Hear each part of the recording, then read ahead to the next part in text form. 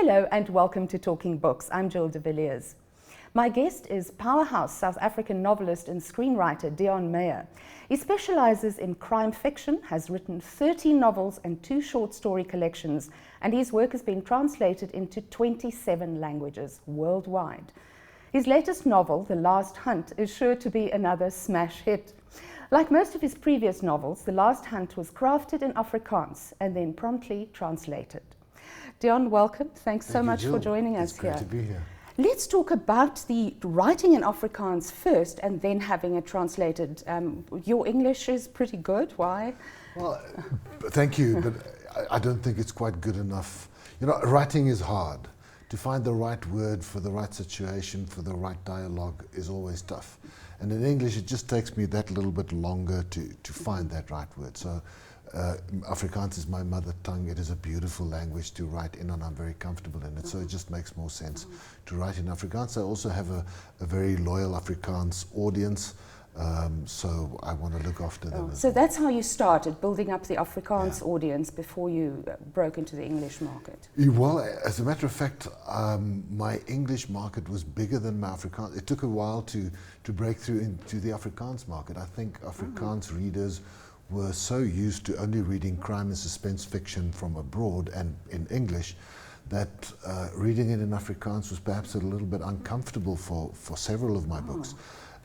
It took a TV series of one of my novels, Orion, for me to really break into the Afrikaans market. I was much more popular in France and in the UK before I started selling in Afrikaans. So talk about France. Have you ever lived in France? What is your love story with France? Well, it is indeed a love story. We love France. I've never lived there for an extended period of time, but we go quite often. Marianne and I fell in love with Bordeaux some 10 years ago, so we go very often, at least twice a year. We still have kids at school, so we can't go for that long, but soon we would be able to spend more time there. But I love France. I love the people, the culture, the history, and especially the food. And that is why in this novel, I think it's the first time that I've really ventured out of South Africa. Half of the novel happens in France, especially Bordeaux and Paris. It's lovely, the pieces in Bordeaux. It even suggests the bits that you write in Bordeaux that you might be able to venture outside of crime fiction. Do you ever think of that? Well, I have. You know, Fever was not a crime fiction novel. It was a speculative fiction novel. And if I find a story that I really get excited about, I would consider it again. But one does that at your peril, because it took me a lifetime. It took me 20 years to build a loyal audience with crime and suspense fiction. So if you do something very different, then there is the danger of losing that audience. So I would think long and hard before doing something like that. That is really very far from what I usually do. Now, for France, you have, I think, 2 awards from France for your work. How is your audience? You said you have a very big audience in France.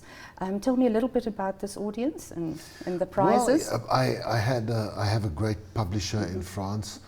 They were the second country to translate me and publish me. And I was very fortunate that my first and second novels in France won awards. Unfortunately, there are awards that you can only win once. Once you've won it, you can't win it with another book.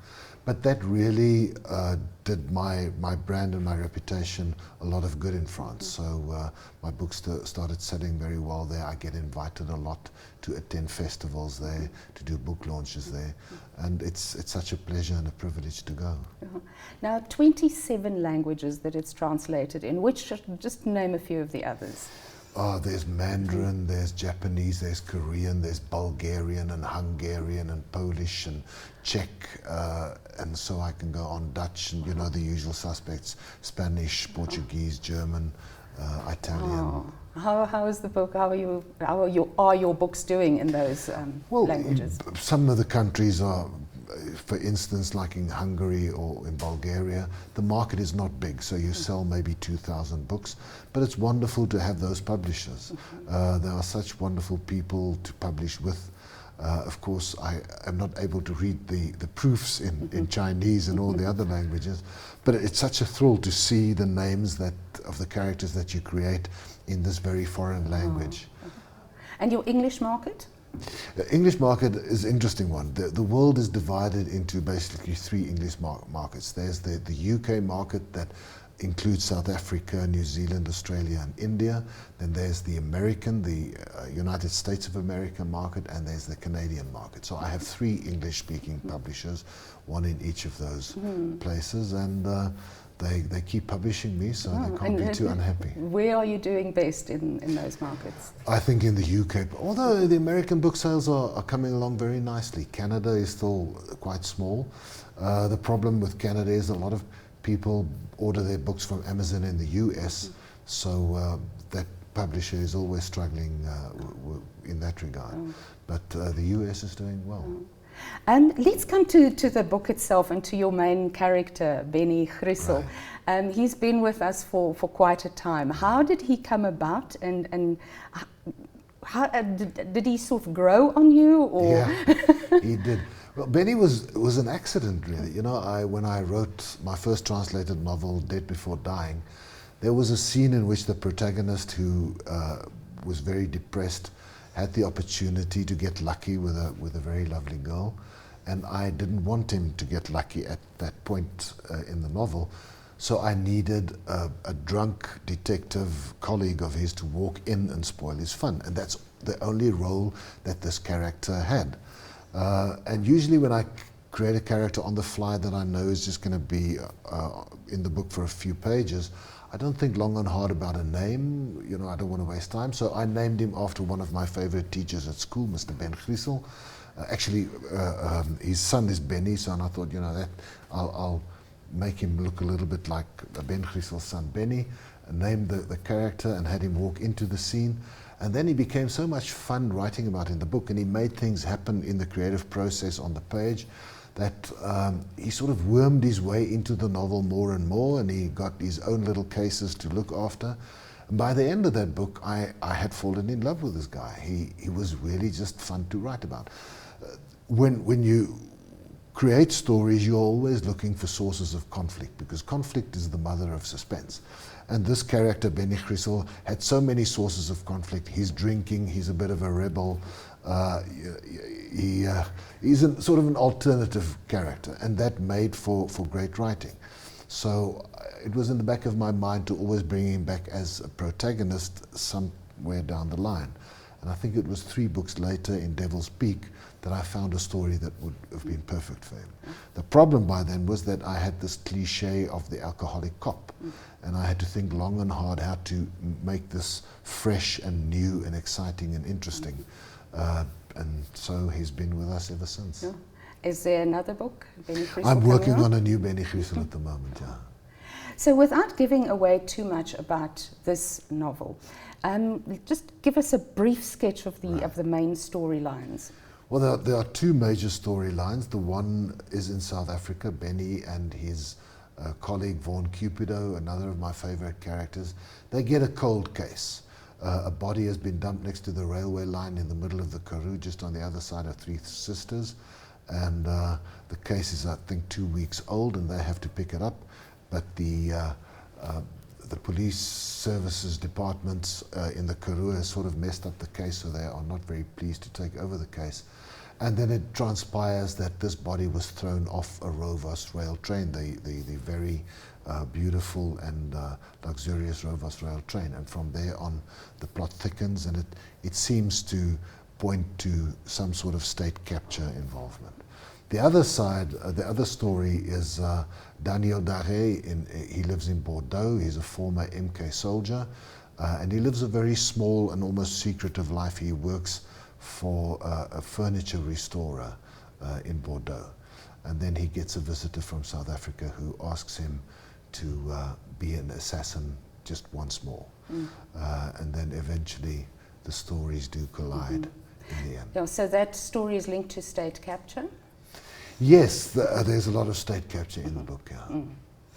And is this something that you will explore again, or have you done with this topic? Well, I think, you know, our country has moved on.